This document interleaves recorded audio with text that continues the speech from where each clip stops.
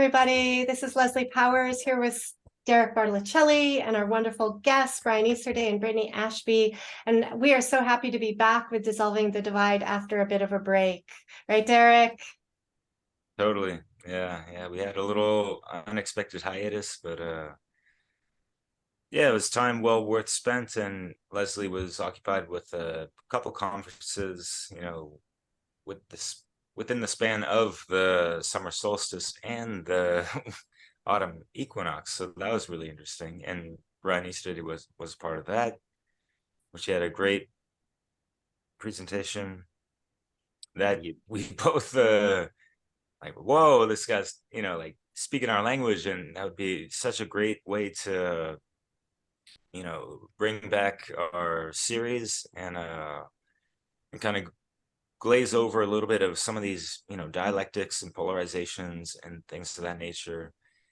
And yeah, these are some familiar folks. I had a wonderful conversation with them. Like to introduce Bryan Easterday and Brittany Ashby. They're both authors as of 2023, at least, within the same year. That's pretty phenomenal. And these fine folks have their,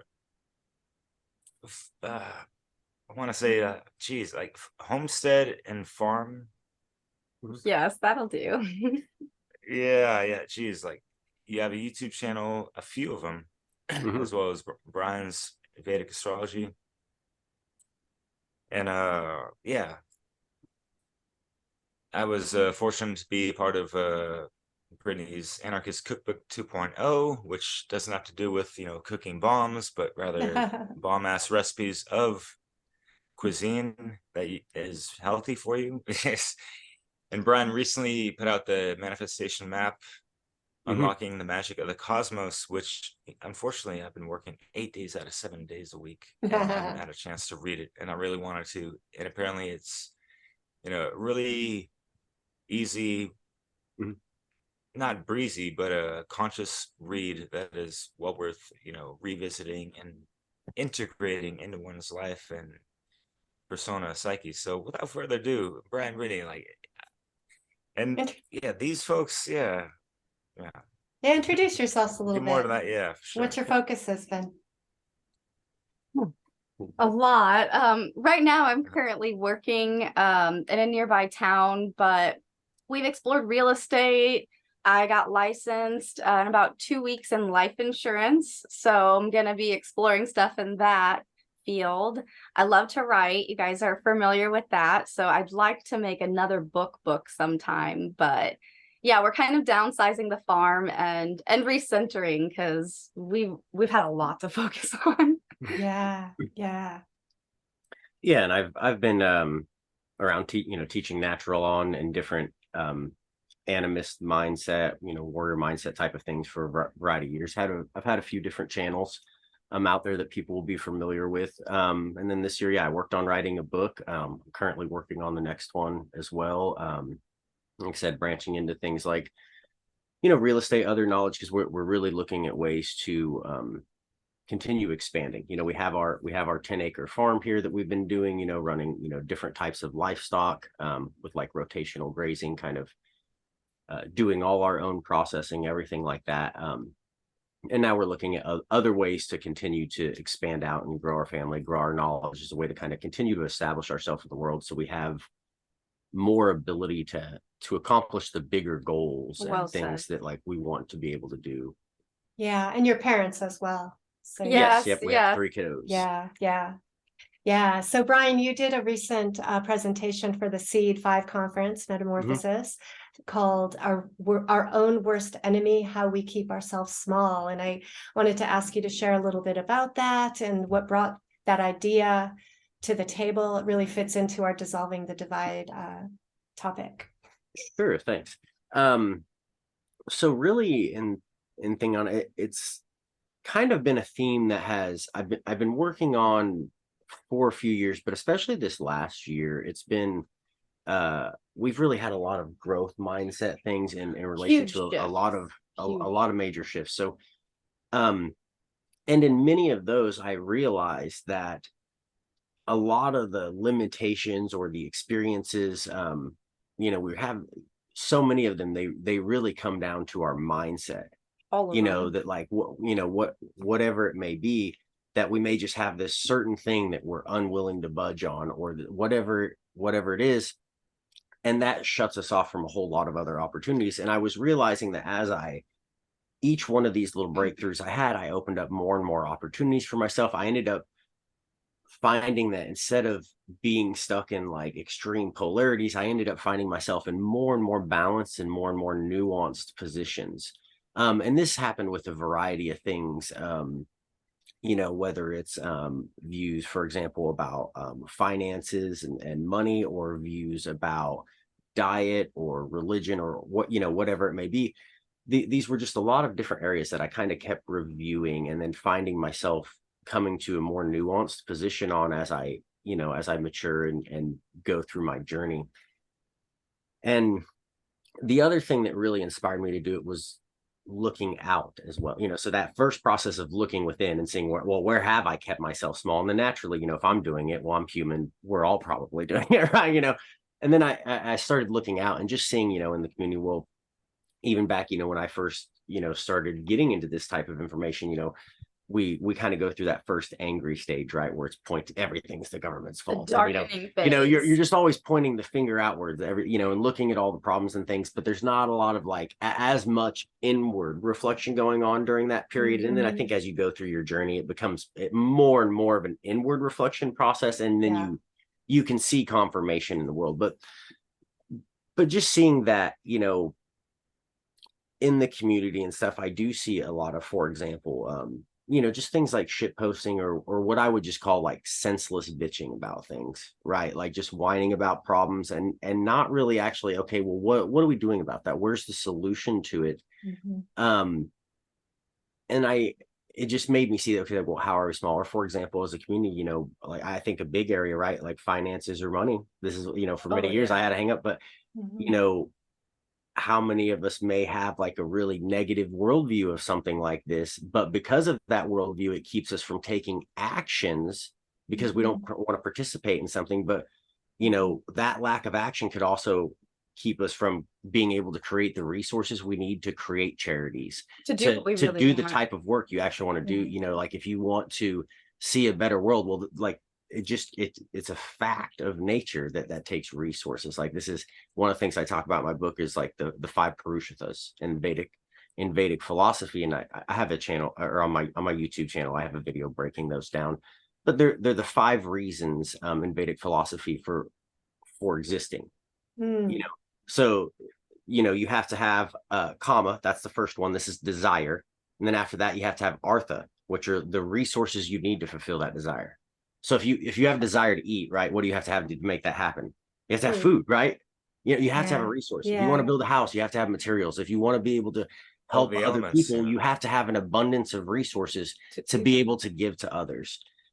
So it was in observing these things myself, but then also looking out into the community and saying like, well, if we really do want to create this change, where are we limiting ourselves and keeping ourselves on? Really, instead of the government being our biggest enemy, like how are we our own worst enemy? And how can we stop fighting ourselves? Like if you look at the symbolism in the title slide that I did, I had an image of a guy like fighting himself, but his own shadow. And it was his shadow, and it appeared bigger than he was. But that shadow, is that shadow actually bigger than him? That's how our own shadow is to us. It always appears bigger to us. And the things that we're fighting and struggling so hard on as individuals, and I think within the community, are things that could actually be resolved if we just shift our mindset. So that was kind of what really inspired me to want to bring those type of things up. Yeah, I love that. And I'm in full agreement. And I as time goes, I'm starting to reflect more and see that there's a reality we're living in where we are facing certain constrictions. And as much as we know they're wrong and we want to wish they're not there, it's not, we lose a lot of power for thriving, and making change if we totally try to deny the reality we're really in. So somehow we have to We have to blend and We have to see the good and the bad. yeah. You have to roll acknowledge with both, whatever you know. comes up too. Like, Yeah. just because something's there and it sucks doesn't mean you should, oh, it sucks, you know, you have to work with it. And we Right. can like choose to be victims, or we can roll with whatever comes our way. Yeah. Yeah. So many things in the financial arena really hit Oh yeah. hit on that, Us too. right? Yeah. Definitely. Yeah. Yeah. So Derek, do you have any comments or questions on this so far? Oh yeah, definitely. And yeah, thank you, Leslie. Thank you, Brian and Brittany. And yeah, I got a whole lot of love for y'all, and I've been resonating highly. You know, we're all friends on Facebook. There's a lot of mutual friends that we have in, you know, whatever community we want to call it in reference to, and that's great and all. And I've had my shortcomings with certain things, and like feeling almost allergic to money because like, oh, it's part of the matrix system and all this stuff and blah blah blah. But yeah, Brian, like you said, like we all need certain resources and ways to obtain them, and unfortunately, you know, we're stuck with not the barter and exchange like in ancient year and all that. But yeah, what you mentioned before in your in you rang quite a few bells on your presentation, and just to highlight that real quick, because you know I'm gonna show a slide in the video when I do the edits so people get an idea. But before I get into that, just like the way I interpreted, you know, the limitations of certain things when people get caught up on like, oh, this person's about that and I'm polarized towards the other side, or I'm indifferent or on the fence or blah blah blah, is like literally on the fence. You're hanging on the fence. That's, you know, like people are hung up on certain things. And like I've been tinkering with the ideas about that and trying to put a video out about that. So I definitely feel you, and it's a total imitation of someone's expansion and networking, collaboration, work, relationships, what have you. You know, that's just life. And so are people really going to be so standoffish about people because like, oh, there's that one thing about them, and they focalize so much on that one negative thing? It's like that's a polarization almost in it of itself, it seems. And it's unfortunate that Exactly. kind of cuts off that, you know, human connection, right? It's a self-dividing behavior, which all, you know, because then you make it to where like, you know, it's not the elite dividing us, it's us, Ourselves. right? You know, so whether, you know, someone, you know, diet's another big area, right? Oh, someone has a diet, well, if you have a different diet, you're immoral, or you know. And it's just like, okay, well, you know, and hey, I was in that camp too for like many years, and you know, I grew out of that through experience and through natural law and observation of natural law, and that's what led me to coming back to a more balanced perspective in that area. And you know, I just think if it's you're holding a stance so much so that you then look at other people as if you can't then learn anything from them, or you can't get any value from them because you disagree with them on a certain subject, you are then keeping yourself limited. You know, and I've been like guilty of this too before, like an area like, you know, you guys are definitely familiar of some of my past work. I've definitely been very critical of Christianity and monotheism. You know, like it's one I don't shy on. Like you wouldn't associate with Christians for a very long time until just even recently. But you know, I was on. You know, no, it's true. Like I very much, you know, I was raised about it. No, I was very open about it. Like you know, it's just kind of one of those things that, you know, in the type of Christianity I was raised around was just very pushy and down your throat. And I'm like more of someone like, if you try to push something down my throat, I'm gonna shove your teeth down yours. Like, so you know, it's not. You know, so I just kind of avoided the situations. But you know, I was coming across a video, and there was a Jewish rabbi, and he was speaking about the Jewish perspective as to why they take such good care of their money, like culturally, you know, as a culture, they're very, very good financially.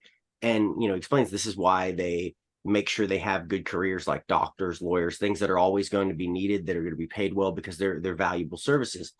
And from the Jewish perspective, the way to say it is like, if God put you here for a purpose, the creator put you here for a purpose, it's your job to fulfill that purpose. And how can you fulfill it if you're always just getting by and surviving? Like, how can you be abundant and give to others if you can't even give to yourself? Yeah. How can you truly take care of your family in a healthy way and give them the best future possible if you're not doing well? You know, and really what he was explaining was, you know, it's, if we want to translate it to the Vedic perspective, it's dharma. You know, you have a dharma, you have a purpose, you have a mission, you have an orlog here that you need to fulfill. And in order to do that, you have to have the resources, right? In order, you have to have artha in order to be able to do that. And, you know, and like I said, I think the 5 Purusharthas are so very useful for being able to understand the not only the entire purpose of life, but the different parts of it. And to not only be able to help people like understand, like, get past the hangups on money and seeing it as like an immoral thing, but as well as like other things, like, you know, it applies to any resource. You know, if you have a desire, you have to have like, even if you want to learn something, you have to have some resource to learn from. If you know, so this applies to all situations, and it's a really good area. I think people could study that. I think many Westerners may not be familiar with those type of concepts that come from the Vedic system, but they're very, very useful for being able to, I think, look at natural law from an area that people may not have looked at it before. Yeah, I will get into that. I wanted to make a comment and ask a question too.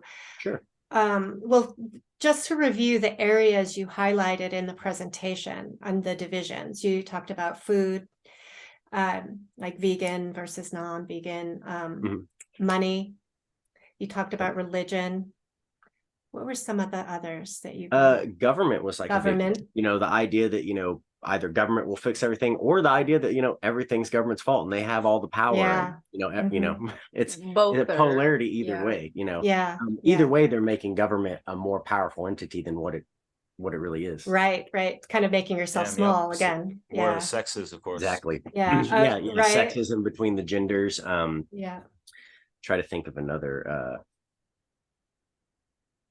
Can't remember them all off the top of my head. But I mean, people get the idea. There's a lot. There were 6 on that one slide, so and that was enough. That covered like, you know, it was like 20-30 minutes. It seemed, you know, and that was really cool. Right. Yeah, it was mostly just to demonstrate that, like, you know, if you find yourself like really stuck on a polarity somewhere, you're more than likely you just you need to look and bring some more nuance into it. And so so you brought up the example, you know, of having this reactivity, right, to an opposing view, and then creating an opposition or a pushback, and almost like a refusal then to consider the other, to really listen, you know, because you're so staunch in your view that I'm right. And you talked also about that often we look outside at the problems, but then eventually there's a need to look inside. And I think that when we have those strong reactions, it's a sign of something internal, you know, whether it's a wound or a trauma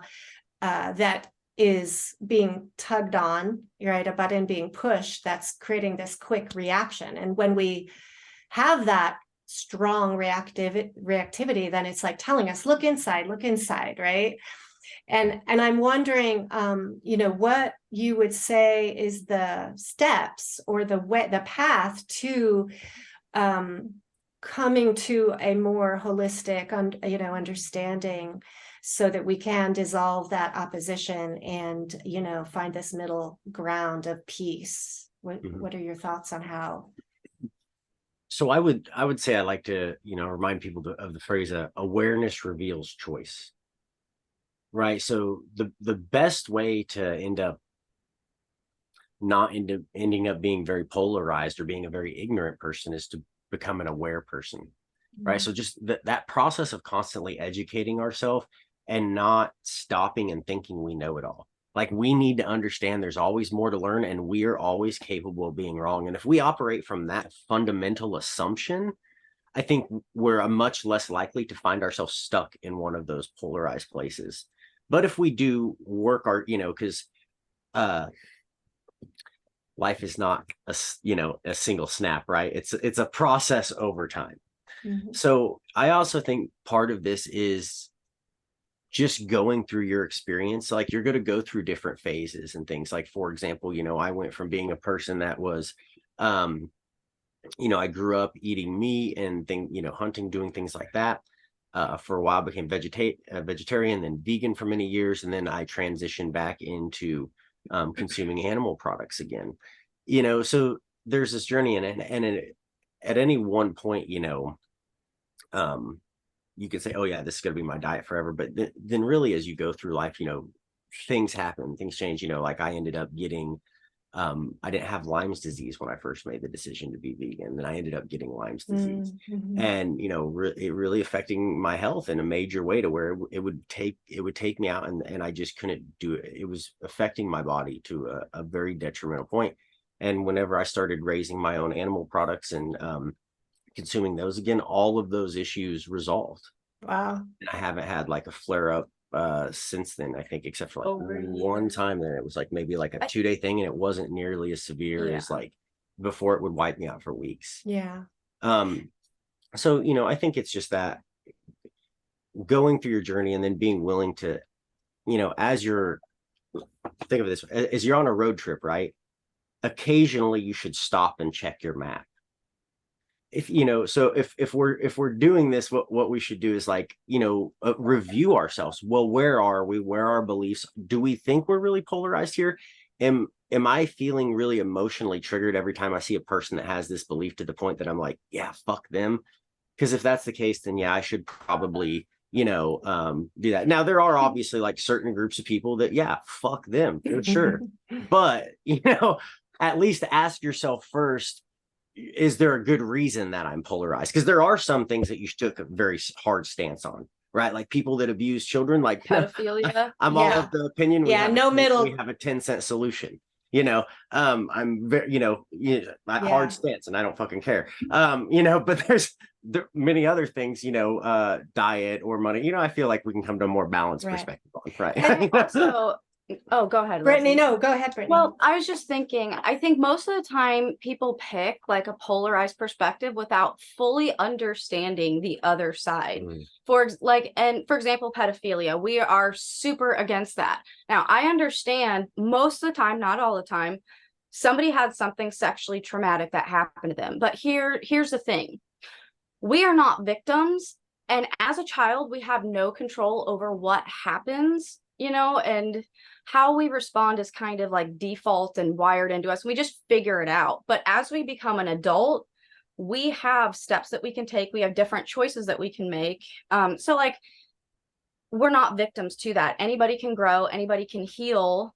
But yeah, so I think that when it comes to finding balance and like picking a true choice, you have to understand the other side too. I think a lot of people just don't. They're locked in their perception instead of trying to understand. They're more listening to respond than listening to genuinely understand what's going on the other side of the fence. Yeah, great point. I was actually going to say almost the same thing. Yeah, that idea of the scale has to have weights on both sides. Yeah, seeking understanding, asking questions, understanding the individual process, right? Yeah, and I think a lot of people that have done like the really, really hardcore, deep shadow work is going to understand like the mind of a psychopath to a pretty good degree. Just to like introspect it and dissect what that is all about, even if it's just been them, the victim of those people, right? So and then finding the inner need to transform oneself, right? So Bryan, you mentioned that the Vedic astrology, which is an area of your expertise, and Brittany, it looks like you too have I've been learning for about 4 years from him. She's a pretty good lady. That's amazing. Yeah, you mentioned that it has some correlations or ways of understanding natural law within it, and I'd like to hear about that and more about the Vedic tradition and sidereal. Sure. Yeah. So for me, because you did a presentation about that. Yes, tied yeah, I've into. done a Multiple- couple If you want to presentations just about mention that. that real quick. Yeah, yeah, they're out there. People Good can stuff. find them. I think first S.E.E.D conference, I did a presentation about Vedic astrology, and then I think I've done some other. I can't remember exactly, but they're out there. And then I have the whole channel. But for me, Vedic astrology is by far the best system of science that I have found to study natural law. By far, hands down. I have found nothing else that compares to it in its depth and its breadth. I mean, it's just Jyotish is a vast ocean. Like, and you can never cover the whole thing. There's you can study it for lifetimes and you're not going to get it all. But the main, kind of differences, because most people listening will probably be familiar with the standard Western astrology, which for the most part, they will use a tropical zodiac to calculate the chart. And this is the first big area of difference, is the actual mathematical calculations used to create the chart in the first place. So the Vedic system uses sidereal calculations. Now, there are Western astrologers that do use sidereal calculations, but they're a minority. So very far more between. The general difference, just to make a generalization, is that the Vedic system uses sidereal and the Western uses tropical, just to generalize it. Now, the difference between these currently is 24 degrees. What is going on is, in the Vedic system, we keep track of what is known as an ayanamsha. So this is a movement of a calculation of fixed stars over a period of time. So every 72 years, they move another degree apart. So around 2,000 years ago, the zodiac would have aligned. And then since then, every 72 years, they continue to move another degree apart. Now, this is happening constantly, but, to get to a full degree, it takes about 72 years. So this is going to continue to happen. Now, this cycle takes about a little over 26,000 years for this to complete. So from the time they align, they move apart, and then eventually they would come back together. That'd be about a 26,000 year cycle. So, at about halfway, about 11, 12,000 years from now, not that any of us would be alive, but the calculations will, the tropical system will be saying, for example, hey, the sun's in Aries, and really you're going to be able to look at the exact opposite side of the sky and see that, oh, the sun's in Libra. Like that is mathematically, that is what is going to happen over time. And then from that point, it would slowly start getting closer together over the next, other half of that cycle. So, but it's a long period. Right now, they're still within a decent range of each other, but again, still moving further away. So that's the calculation is the first major difference. Why that's really important is because of what we have to remember what astrology is. It's a psychological science, but it's based off of physical science of astronomy. And the planets, it's a physical impossibility for them to exist in two places at once. Right? They can only be in one place at a time, and we have to make sure that calculation is correct. Like, if you want to go take a road map and drive across Colorado, right? Having a map of Wyoming isn't going to do you any good, right?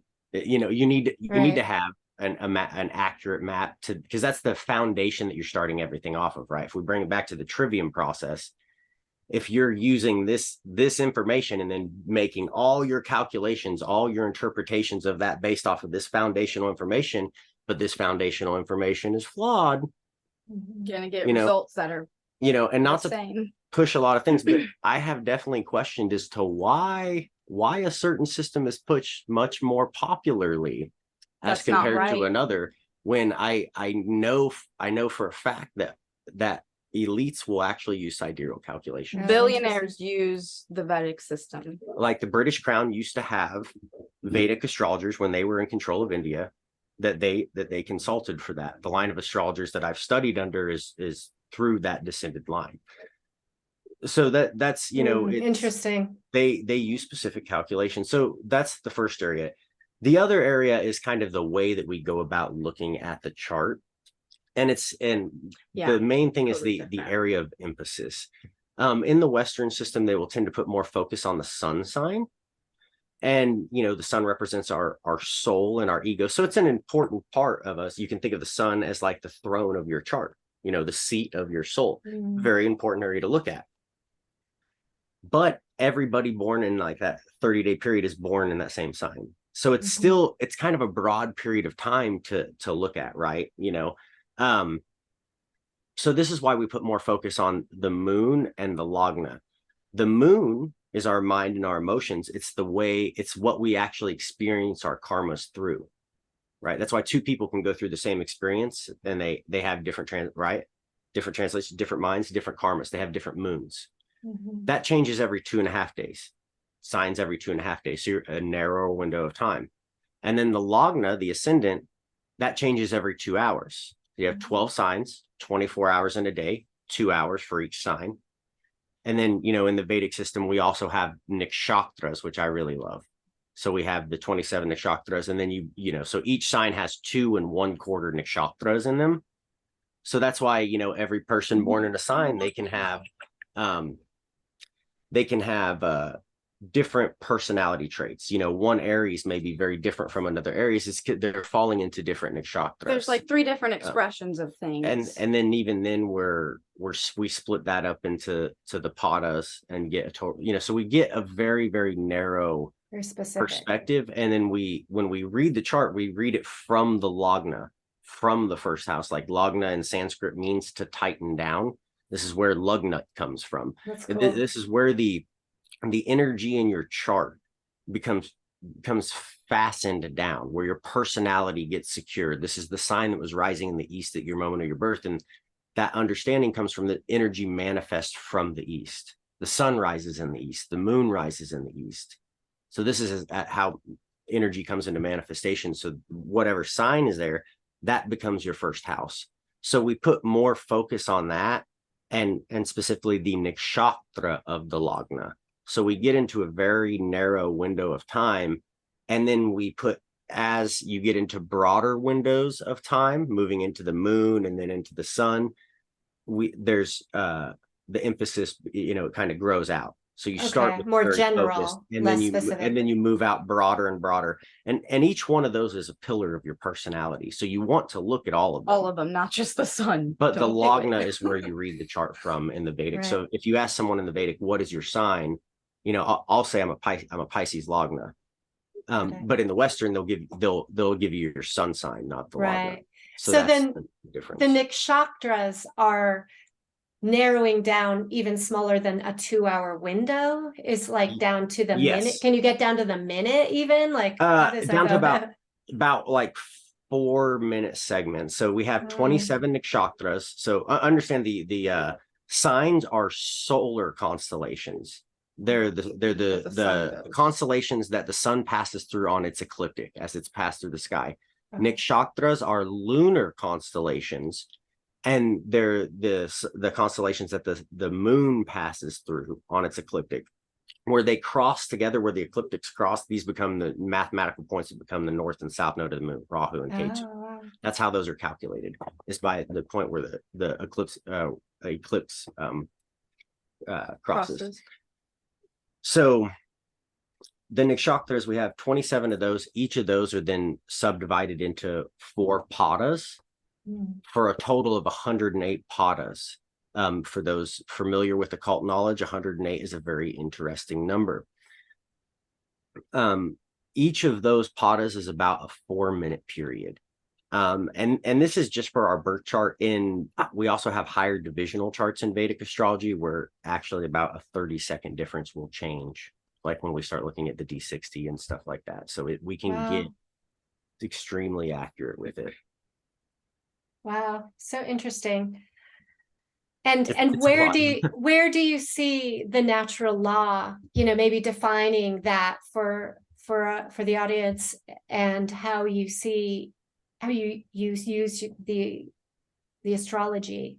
Sure, absolutely. So I actually have a couple free astrology courses, so people want to start learning Vedic astrology.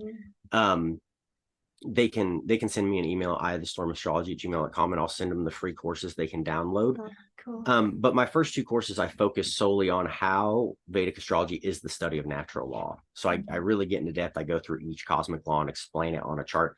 But a good example would be looking at the law of gender and studying it. So each of the signs is associated with a gender. It is either a masculine or an external expression of the planet, or an internal or feminine expression of the planet, right? So that's going to determine how that. So an example being Aries, right? Mars is the ruler. It is the external or the masculine expression of Mars. So this is where you take the energy of Mars, that warrior, that fighter, and it's action oriented. It's initiating things. It's forward going. You know, it's charging forward. You take that energy and that's how they apply it. But then if you look at Scorpio, ruled by Mars, but it's the feminine, it's the internal expression. How Scorpio person will deal with things is different. The Mars goes inward, so they can become a little bit self-punishing. They can become hold on to things a little bit more. You know, the waters become a little bit murkier. They become more quiet, more hidden. You know, those type of things. So you can really, by studying the signs and the planets, learn a lot about law of gender. And then, if you're studying gender, you're studying polarity. If you're studying, if we want to see, astrology is really the study of not only the principle mentalism, because every physical thing in manifestation is the mind of Bhagavan, the mind of the creator, right? Yeah. So what we're doing is looking at objects that are long-term large objects in physical reality. So what are these are long-term large thought forms. Just like in your mind, we have certain beliefs and certain ideas that hold more weight than others. Some things we carry our whole life, some things we have for a couple of years, right? Planets and larger bodies like these are longer, more solidified thought forms in the mind of the all. And what you're doing is astrology is you're looking up and you're viewing the mind of Bhagavan, the mind of the creator, and you're physically studying it and then translating that down to the microcosm. So it's the study of the microcosm to the macrocosm, the relationship between the two. It's the law of correspondence. It's the law of mentalism. It's every single cosmic law can absolutely be seen when you're studying a chart. And in fact, I would even say that you cannot really be a great astrologer, or you will at least be limiting yourself as an astrologer if you do not understand cosmic law and read a chart through the lens of that understanding. You will be missing so much if you don't understand natural law when you read a chart. And even the law of rhythm, like everything moves. Cycles. The moon, I mean, if you just watch the moon, well, as soon as you add the layer of astrology on there and you know what sign it's going through, you can feel those ebbs and flows. There are certain placements where the moon goes, I won't get specific, where I just know where it's at, because we're gonna have spicy time, right, we are expressions on some level and of that. Certain signs, depending on your own specific chart, you'll feel more in alignment and more harmonious with some signs than others. Sometimes even neutral, but everything moves, and so we all have these cycles, and that's another way you can observe natural law through astrology. That's a good example. How about cause and effect? Where do you see that? Absolutely. So a lot of great ways to study that one. So for example, from a historical perspective would be that's a great way. So I'm like a history buff anyway. I fucking love history. I've always nerded out on it. And the other day I did a breakdown of King, you might like this, Derek, King Louis XIV's chart, right? One of France's most famous sovereigns, very successful too. If you look at history, he's the longest reigning sovereign in history. So I was like, well, that must, I just happened to be watching a documentary and they dropped his birth information. I was like, there's a chart. I can't write it down. I can't stop myself. If I hear birth information, I have to make a chart. So, and then I started looking at it and I was like, wow, this is a really interesting chart. So you can go in there and you can study the chart from that perspective, but then you also have a figure like that. Another reason he's a really good case study is that he was a very documented king. Like from the time he woke up to the time he went to bed, people were watching him and observing him all the time. He was very much out in the open and in the public.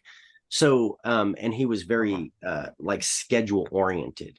They said if you were like 200 miles away, you could still look at your chart and know what the king was doing. So there was just a lot of information that you historically you can go back and be able to study that and see what happened. And so you have facts of what something of a historical event, and then you can go look at the chart and see, oh, I see where that's checks happening. out, like, You know, same with you know, famous battles. You know, another chart I did was like the birth chart of the United States. You know, I rectified the birth chart of the United States and explained why I think most people have the birth time wrong by about 15 minutes. And how just that much, how much that little of a time makes a difference, like a major difference. Wow. So I think, you know, using astrology through history or in relationships is a great, you know, whether it's our relationship or in parenting, we definitely notice, like Brittany was mentioning, the transits of the moon. There are definitely some transits of the moon that we know which kid we can expect things from, you know, or we can almost predict it pretty accurately ahead of time, and then we'll go, oh, yeah, that's going on. Or so that's cool. So when you catch that, it's kind of like, it's not like just to your advantage. It's not of any kind of malignant, you know, intention, but it's something where you guys are on your toes, like it's awareness. So we're aware of it and all that. That's great. That's cool. Yeah, like, you know how to respond properly to that or whatever. Exactly. One daughter, her moon is she has a moon in a watery sign. So we know when like moon transition to watery signs, Cancer or Pisces for like, sure. She's for sure going to be like feeling it, and being a little bit sad that day. And so like when we see that happening, and we're just like, okay, why is she being kind of whiny today? And you know, she's fighting with her sister and bickering, you know, and then we'll look at it, we're like, okay, that's going on. So instead of like reacting at it, we can kind of respond. We can say, okay, you're feeling it, we understand that, but we're still going to work with this. So it's, you know, for me, astrology is, I don't practice what I call doom and gloom astrology or like fatalistic, deterministic astrology. Astrology is a science for creating awareness, and awareness reveals choice. Like every single position in a chart has its strengths and its weaknesses. Yes. And the point of astrology is to create the awareness so you can choose to use that energy as a strength and not to your detriment. Yeah. And as far as like cause and effect goes, like with these planetary transits, like everything has its own energy. And like Bryan was saying, it has its strength and weaknesses. With those two kind of polarities of strength and weakness, you also have different expressions. You have like really fun, playful expressions, or each sign has different kinds of expressions. And, you know, we don't have to be victimized by any of it, but so it's not the planet's faults, you know, they're not the cause of things happening, but you just know based on certain energies and expressions coming up, once you know the signs and the planets and all that they bring in and of themselves, you can kind of determine what things are where. And so when we have these big transits, if we see certain expressions of energy coming up, we know that, okay, this is harmonizing. It's in alignment with what's going on astrologically. It's just it's just an observation of perfect cause and effect. Right. And it's you could think of it like observing the weather, right? Yeah. You predict where you look out and say, okay, so it's either going to be sunny or it's going to be rainy, and then you make your plans based off of that, because it's a whole lot easier if you work with Mother Nature than try to fight against her. Exactly. Yes. That's what it is. You're reading the psychic weather in the mind of God, and then aligning with that.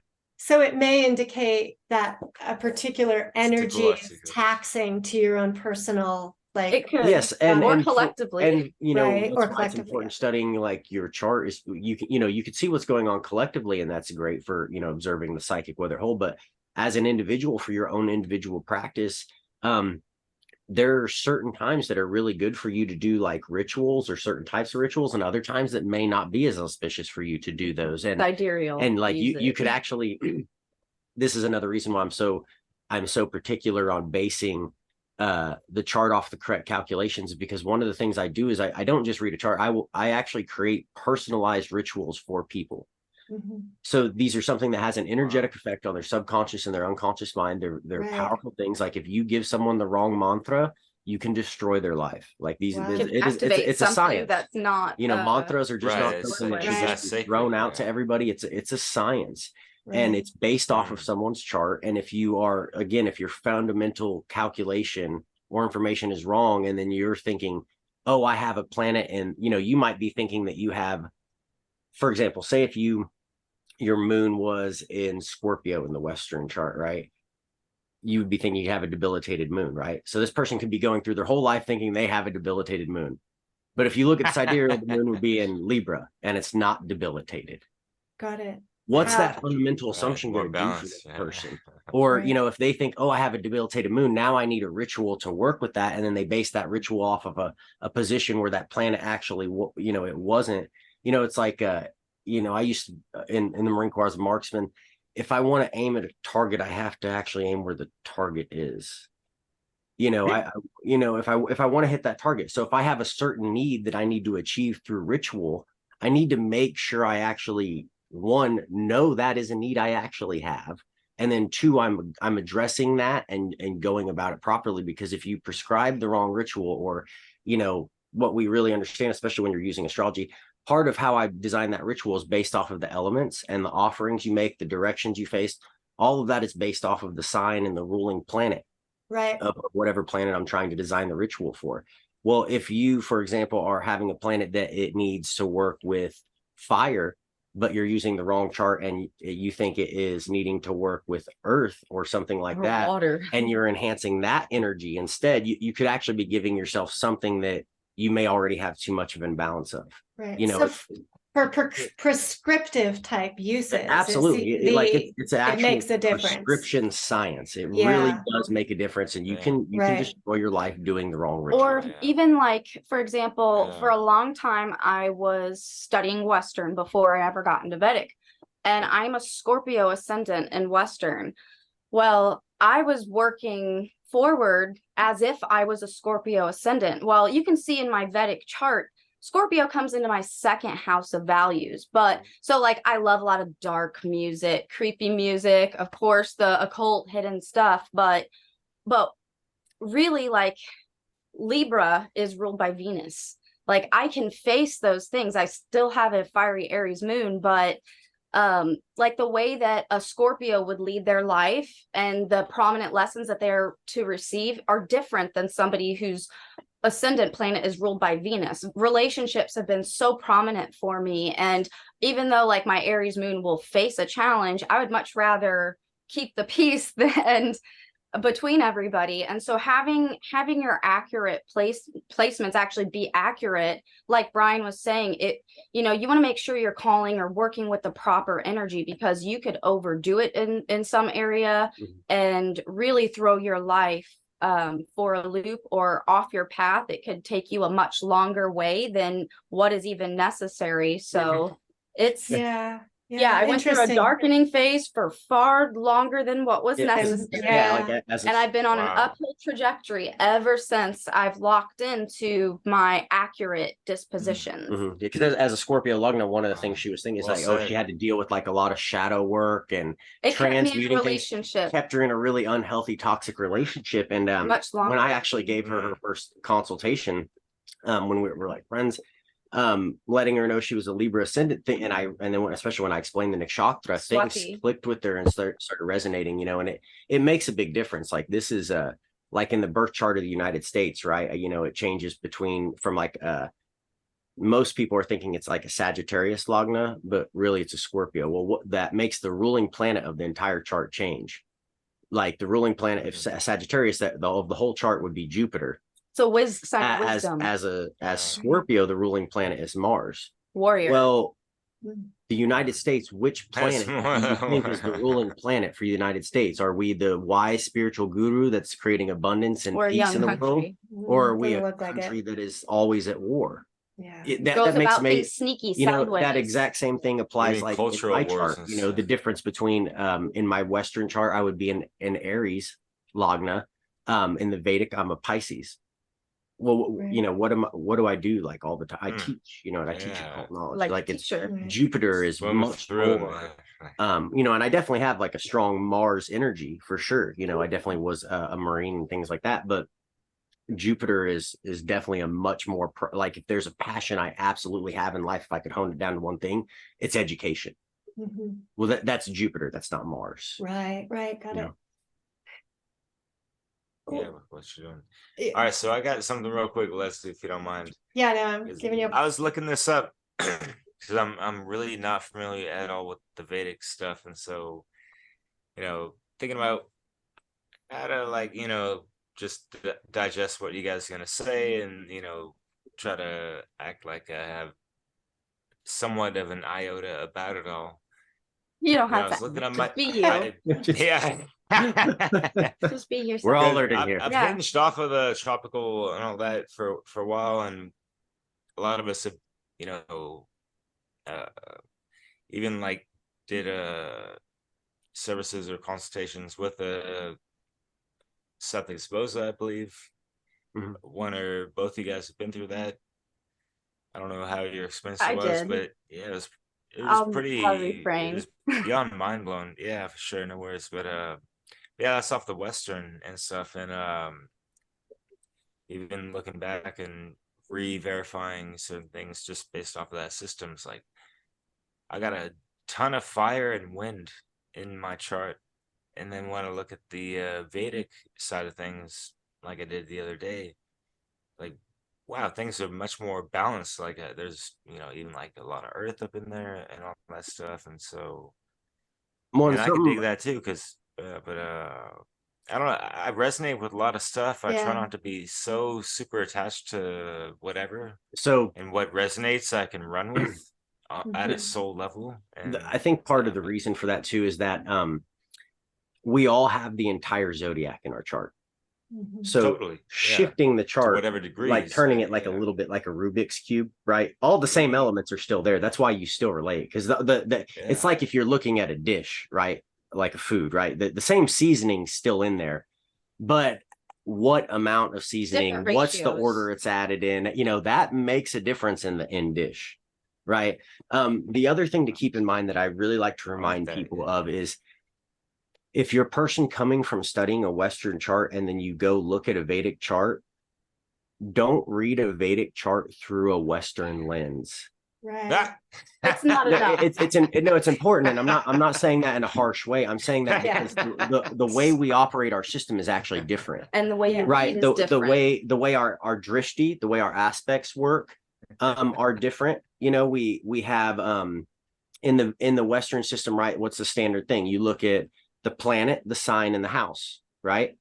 You have those things. Well, in the Vedic, we look at that, but we also look at the nakshatra. We also look at the pada. We look at the divisional charts. We look at yogas, which are planetary combinations. We look at dasha cycles, which are planetary time periods. There's the amount of tools that we have access to is just like, so there's so much more there. So if you just quickly glance at your Vedic chart and you don't understand how any of those things work, and you're only looking at the base things, you can't actually make a proper judgment of the Vedic system, because you're not really practicing the Vedic system. You're looking at a Vedic calculation, but Yeah. you're not really understanding the full Picture. holistic view of how a Jyotishi, how a Vedic astrologer practices the system. I totally agree. Here's another kind of example that can maybe help you guys if you go to look at either system.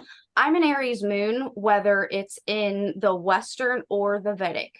But in Western, it's in the 6th house of like debts, losses, small animals, healing, and stuff like that, which I can relate to in ways. In the Vedic system, it's in the house of relationships and the marketplace and stuff like that. Well, from the Western lens, I was basically, any Aries is an Aries, any Leo is a Leo. Well, I thought I was just a hot-headed Aries, and I really didn't relate to that now as I've grown. Totally true in my youth, in my past. But there are 2.5 nakshatras. That's 3 different expressions that bridge through each and every sign. And so I'm not just a hot-headed Aries. Sure, I have my triggers like anybody else, but it's Ashwini is the nakshatra. It's seen as the chariot. I can't sit still. Like mostly I'm sitting still now because we're here, but I'm usually all over the place. That is also symbolized by healers, and so that can still come into the area of relationships. The houses are the areas of your life. And so most of my focus has been in the 7th more than the 6th. But when you're looking through the astrology lens, Western is more simple, whereas Vedic is a little bit more expansive. And so there's lots of different expressions. You'll see a lot of things that relate. You just might get more out of it. So a lot of people will judge certain dispositions they have in Western and say, oh, I don't like that. Well, if you look at the Vedic expression of that, you might find that actually, like, maybe that's just one of those weakness areas, but maybe there's plenty of strengths that you didn't know about. Or they may not think they resonate with a sign, but they don't realize the nakshatra. I like that you brought up Aries. Aries is actually a great example of why it's important to study both the sign and the nakshatra. So in the sign of Aries, it's the first 3 nakshatras are Ashwini, Bharini, and Kritika. Okay, each of these is very fascinating for their own reason. They are all also known for having healing abilities, but different types. Ashwini especially is known for healing, having an ability to be good with plant medicines, natural things, salves, any type of thing like that. Bharini is a very motherly type of nakshatra. It's actually symbolized by a female elephant. So each of the nakshatras have their own deity that rules them, their own sounds, their own, the nakshatra alone has its huge, vast amounts of information about it. And then Kritika is like symbolized by a blade. So you'll see lots of surgeons or chefs or people that they can do healing, but they use a knife to do it, right? They cut you open to heal you. Cool. You know, but you could also find a serial killer, right? Yeah. Right. Depends on the rest of the it depends planets. on how everything else is in the chart. But or you'll see that, for example, when there's if someone gets beheaded in an accident or something, like a car accident or something, a lot of times there's a like a Mars with Kritika or something like that going on in the chart. So, but they all have the same energy of a warrior as well. So why most people, if they just think of Aries as a warrior, right, and that's the only side of it they see, but when you step back and look at the nakshatras, you see the feminine side of Aries. You see the healing and the other abilities that are there. If you think about on a battlefield, there's warriors there, but there's in the Marine Corps, we always have a corpsman with us. Somebody's got to patch you up when you get fucked up. Right. There's a healer there too. Yeah. So that that is awesome. The nuances are really there. Yeah. So I have a question. Does the system also sort of incorporate how we might evolve through time, through age? Absolutely. Yeah. We'll have a dasha cycle. So I like to say with astrology, it's a tool that you can peer into the past and the future. Like I said, I can go back and study historical events, and I can look forward and make predictions. Like a few months ago, I did a video on the eclipse that's going to be coming up here in let's see, for like 9 days or so, on the 14th. That eclipse is going to be very interesting, especially how it affects, for example, Joe Biden's chart. Like I went through, like I actually very much predict, like he's getting some sort of, like he might either die, he'll have some major health issue that deals with the blood or a lack of oxygen in his blood, and he'll probably have some sort of political scandal or legal issues coming about. And this is something I've made this months ago. And we've been seeing all of that start to develop, with things that are going on with different, scandals and things. So it's a very useful thing to be able to see and look at and say, okay, so I'm making this prediction and then see how it plays out. So it's cause effect. It's very much, but as Brittany mentioned, our dasha cycles in the Vedic system, we have what are known as dasha cycles, and there's a variety of different dasha systems and ways to calculate it. But what it is a certain different planets rule like different lengths of time. So you will have a planet ruling a certain number of years of your life, and then it will go to another planet. That planet will rule. So as you move into these different dasha cycles, what happens is that area of your life is getting activated.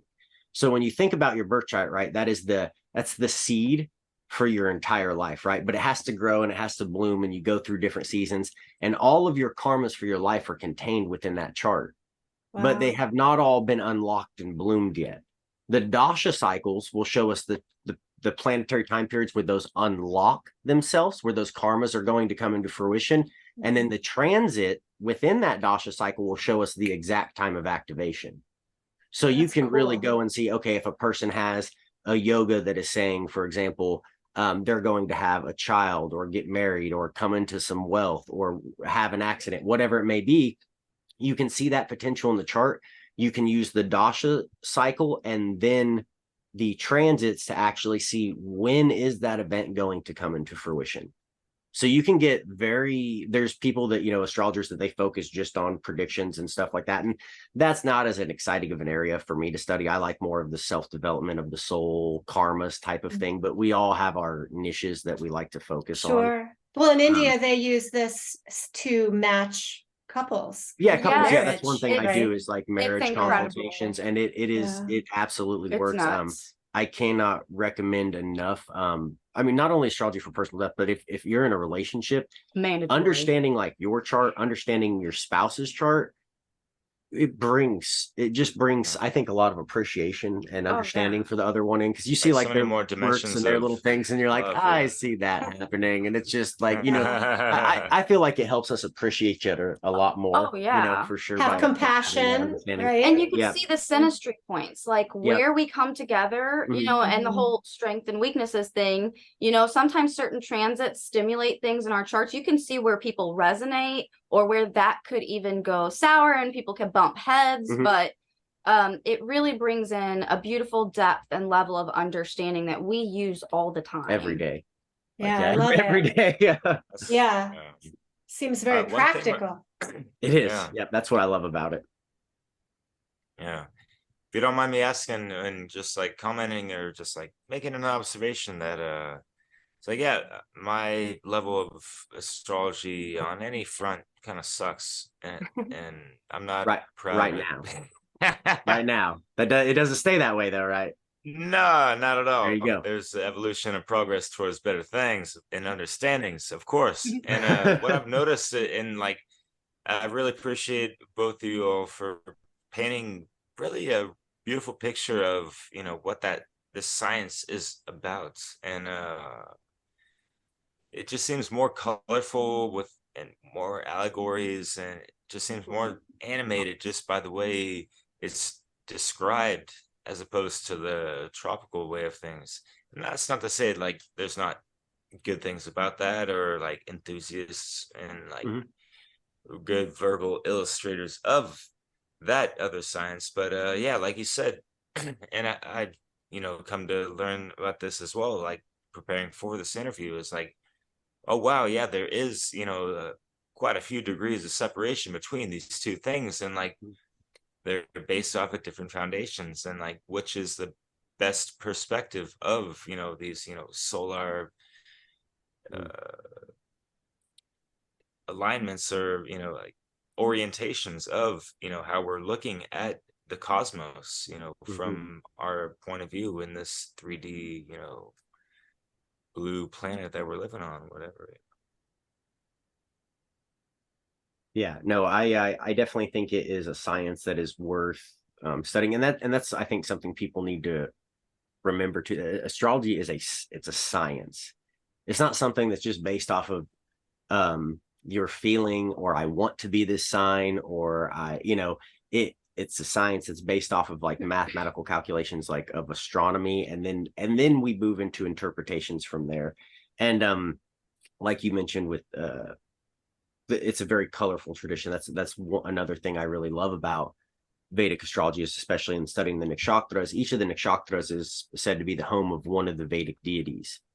So by studying that deity and the mythology about them, you'll learn things about that nakshatra, and vice versa. You'll learn about that deity by studying that nakshatra.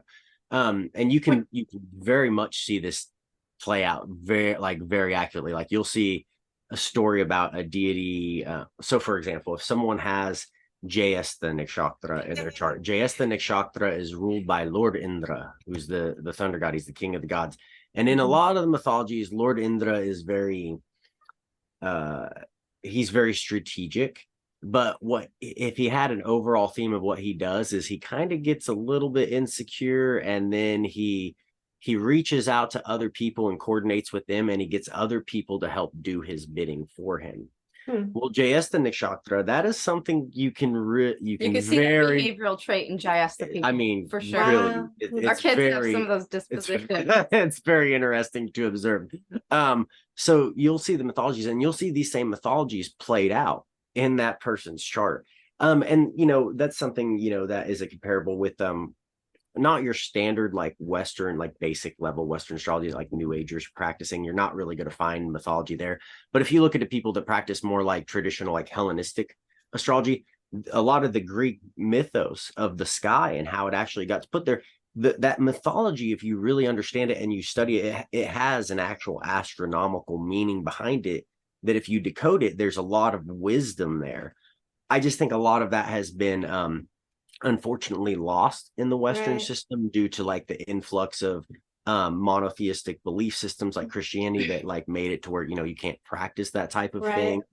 Destruction of like the Library of Alexandria, for example, like with Hypatia. She was if anyone's ever seen the movie Agora, I definitely recommend checking it out. But Hypatia was a brilliant philosopher and astrologer of her time, and had brilliant discoveries. And then when Christians murdered her, those discoveries were lost for thousands and more years until we rediscovered them. Right. So it's like the gods are within us. Right. In a way. So much of so much of that I think got just destroyed just because of what the history of Europe and what it went through, that I think a lot of that tradition has been lost. And that's, I think, a beautiful thing about the Vedic system is it has an unbroken connection back to prehistory. Like you can go through the Bhagavad Gita and the Mahabharata, and there are astronomical references. There's over 300 astronomical references in the Mahabharata that you can go back in time and date to see when those events actually happened. That's fascinating. Like, and it's an accurate enough calculation. So I love that it has that history to pull from. And it's very empowering too, to sort of make those connections to those archetypes, related to the gods and goddesses. And I was thinking, like, on one hand, it could, like you say, it can sort of tell you about yourself, that you have this particular archetype or goddess in you. But it would also tell you what you're missing or weaker in, right? So is that prescriptive in a sense too, to build other? Yeah, I wouldn't necessarily even say it would be weaker, because we all have everything in us, right? Everything's contained within us.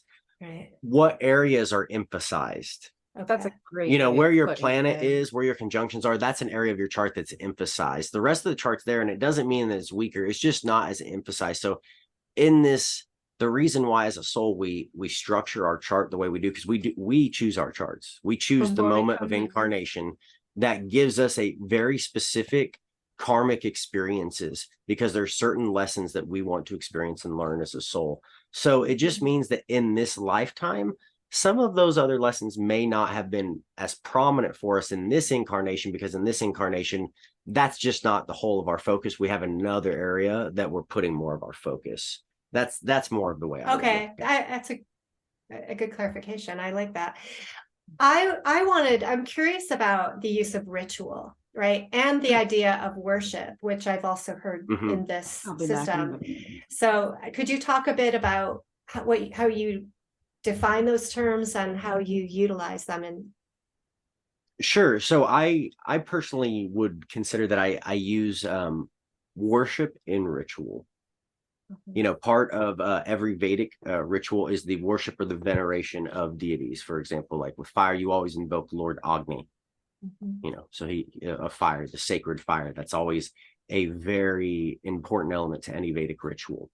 The Vedic astrological system actually didn't originally start as a psychological system. It started as a system for the timing and creation of a calendar of ritual.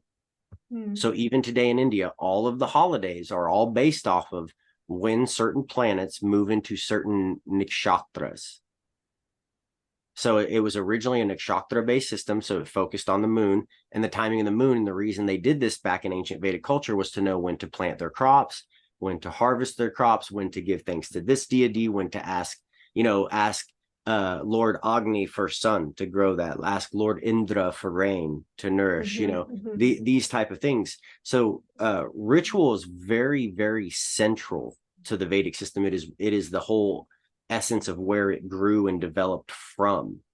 And then later on, as time went on, it became also more of a psychological system as well. But for me, ritual is really any type of activity that you can do that allows you to consciously manifest more effectively. And this is something I wrote about in my book, that, it's, a ritual can be something as simple as washing your dishes or taking a shower, right? Or it could be something as complex that, you get your whole wardrobe and your candles and your, you get your crystals and simpler. You do, as it can go as complex advanced as you want. But the essence behind it is that you're using it as a tool to align your conscious mind with your subconscious and your unconscious mind. So as you come into alignment, you manifest what you want.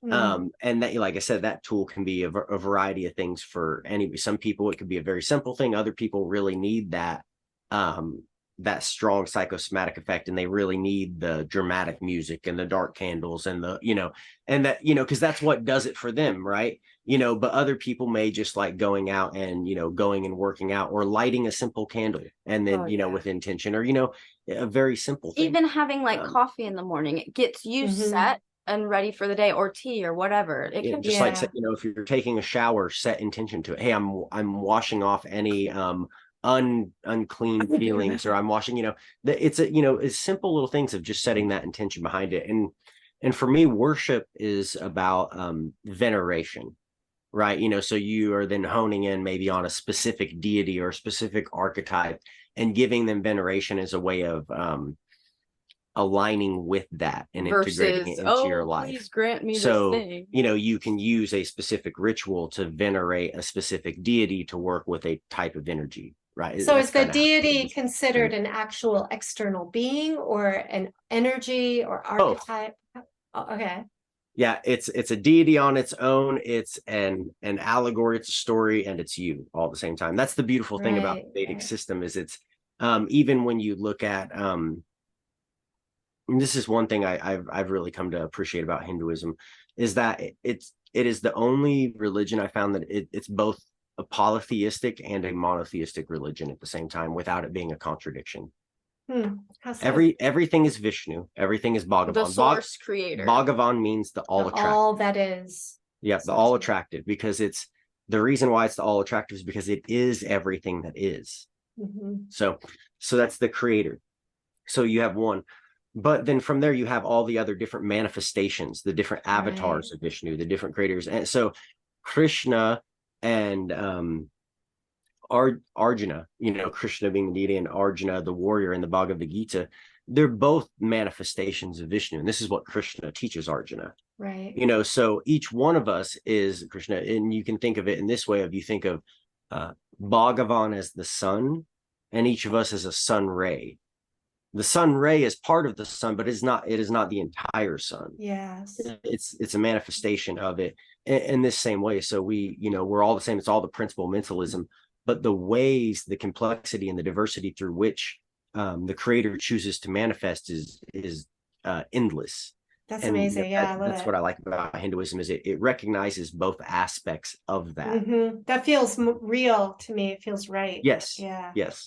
How would you respond to someone who's really triggered by the word worship, and feels like we shouldn't worship anything outside, of us, or a God, or, things like that? Yeah. I would say maybe that's probably, and I wouldn't respond in this way, but from the analysis, I would say that's a person that maybe hasn't worked through some pain points or things, and still has maybe not fully grasped the idea of service.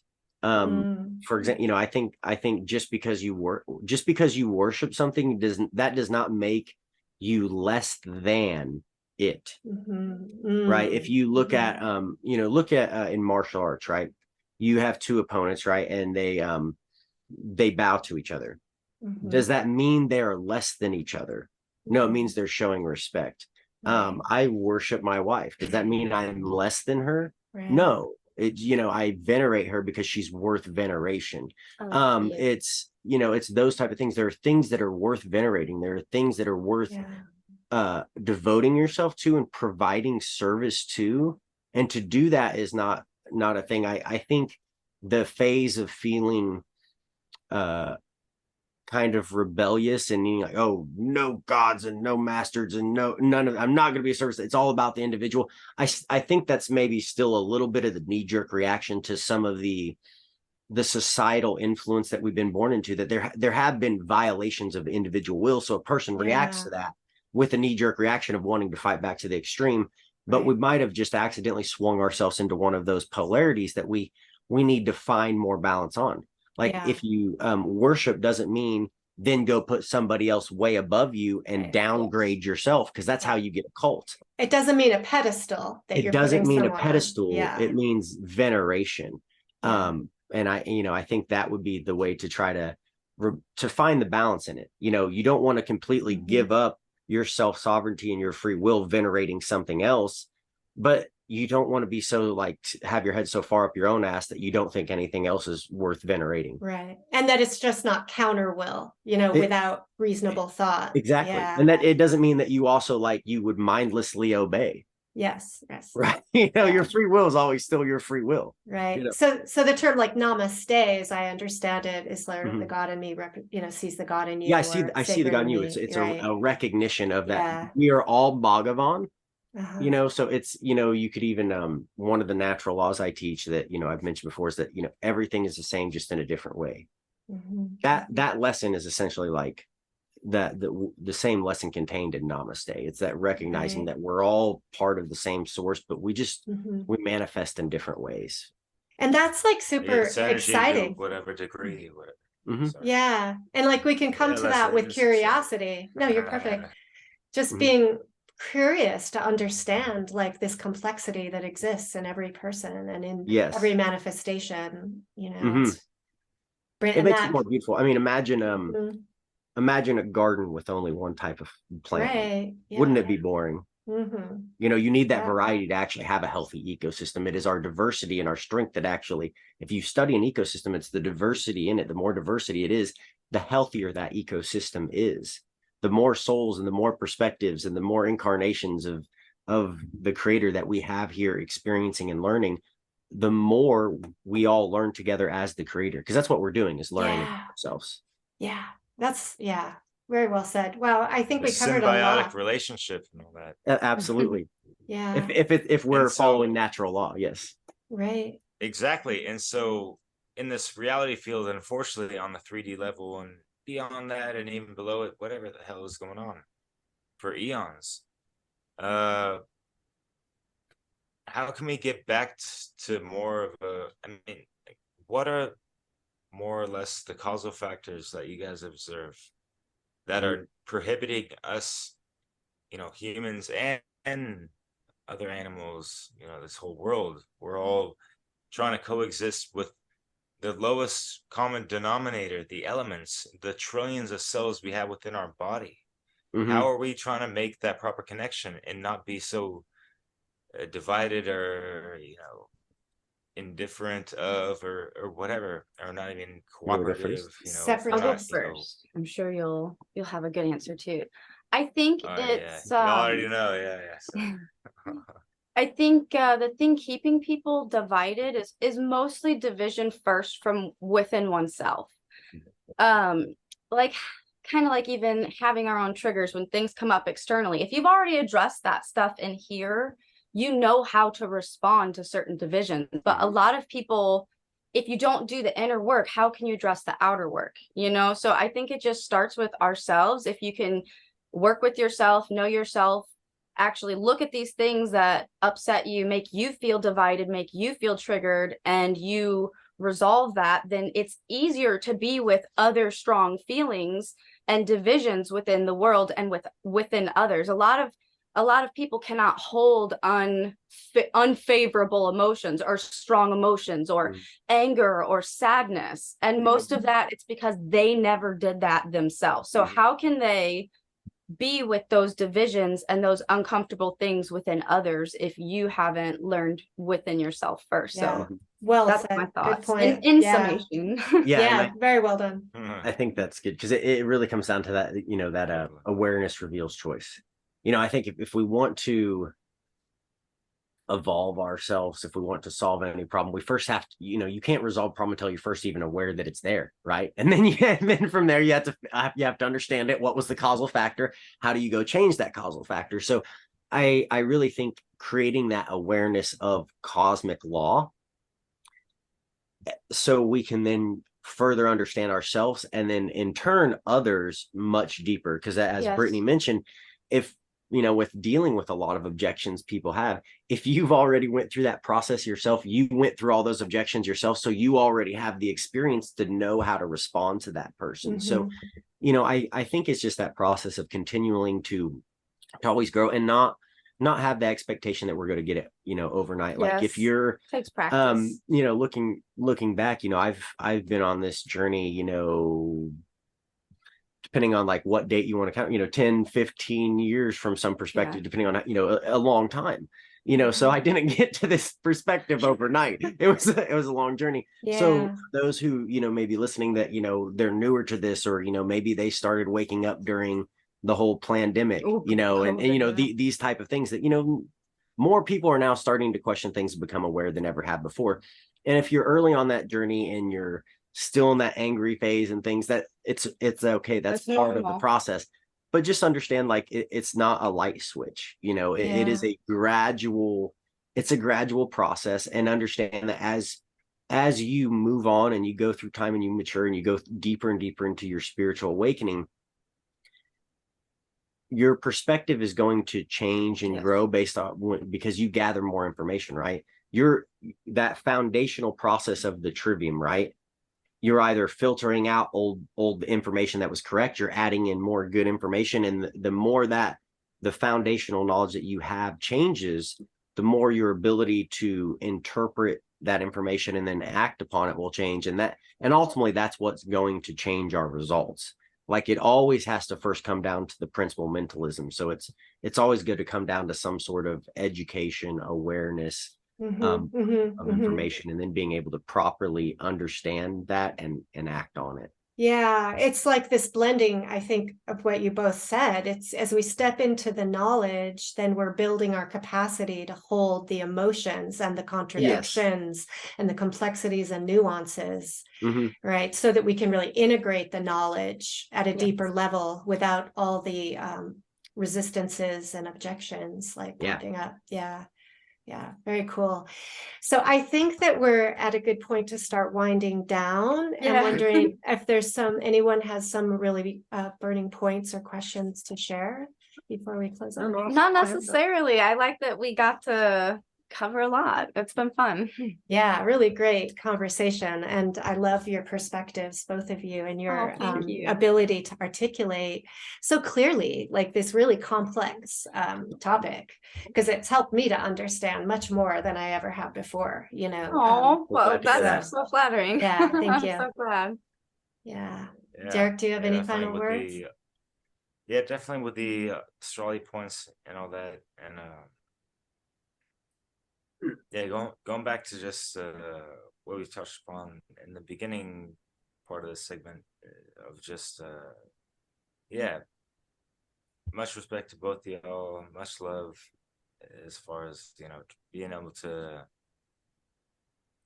see in between the polarities of a lot of what's going on, from whatever levels people are on, whatever like journey. I like what you said with the whole light switch thing, and for me it's it kind of rang the bell, and I resonate with that, and like, so we could see that as an allegory of someone's awakening, as someone, it's not a regular light switch, but maybe like a dimmer, bit by bit, like slowly gradually getting more illuminated in itself, and not part of it ignorati or whatever, as far as like the dimming of the light, the deluminati, full of ripping the light switch out, distortion. We're all putting in new light switches. Well, thank you guys so much for having us on. I really thank you guys. We love it. This is a great first episode after a break, so love it. I'm glad to see you guys back on. Me too. We'll get it out we're soon. gonna throw a whole bunch of links and references to Oh. this discussion as usual. Yeah, I can and make any other if you guys want for your things you viewers, wanna I can do. make a special like coupon code for the book and send it to you guys. I'll whip up a coupon code for you just for your Yeah, viewer. And they great. can enter that special code. It'll give them a discount. Yeah. And just to put on That's so the cool. video, where do people find you to get a reading, for example? Yeah, so people can shoot me an email at eyeofthestormastrology@gmail.com. Or if you go to any of my YouTube videos in the links down below, there'll be links to go to the consultations if you want to go straight there. But if they want to just shoot me an email first, that works as well. So Awesome. Yep, we'll have the links below the video and we'll have this up soon. Oh, we look Yeah. forward to it. Thank you Yeah, guys for thank having you. us. All right, cool. Yeah, oh, yeah. Great talking Yeah. to y'all. Much love, y'all. Beams from the sun shine like a Leo. Aquarius, the opposite, that's the people. Capricorns on the rise straight through the ceiling. All my Cancer crabs in touch with their feelings. Every season from the top when you elevate. And Libra keep the scales on me like I'm selling weight. Big hip to the stars, now that's a star shit. Back to back hits, I ain't never seen a harvest miss. Go to war like an Aries if you bring beef. Or like a Libra, we can negotiate peace. For my Sag archers, Gemini thinkers. Leo on the stage, Aquarian change bringers. Gemini, that's the twins, yeah, cause it's two. Sag hopping on flights, then schooling you. This for Scorpios, killing them with my Taurus bulls. Virgos working they shift, Piscean oracle. Sun, Dark, light, dark, high, low, low, day, night, sun, left, right, right, ebb, flow, ebb, flow, as above, so below, as above, so below, so below.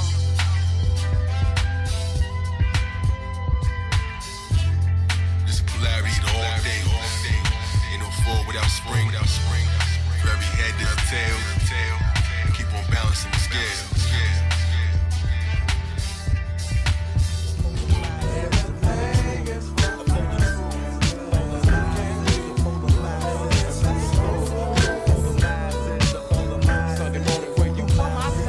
Crossing the threshold of lies and cheese fries, look in the children's eyes. If I realize a whole generation raised on perpetrating subculture based on a misconception. He sneak up and throw you for a loop. She picked up, speak up if you want some more soup.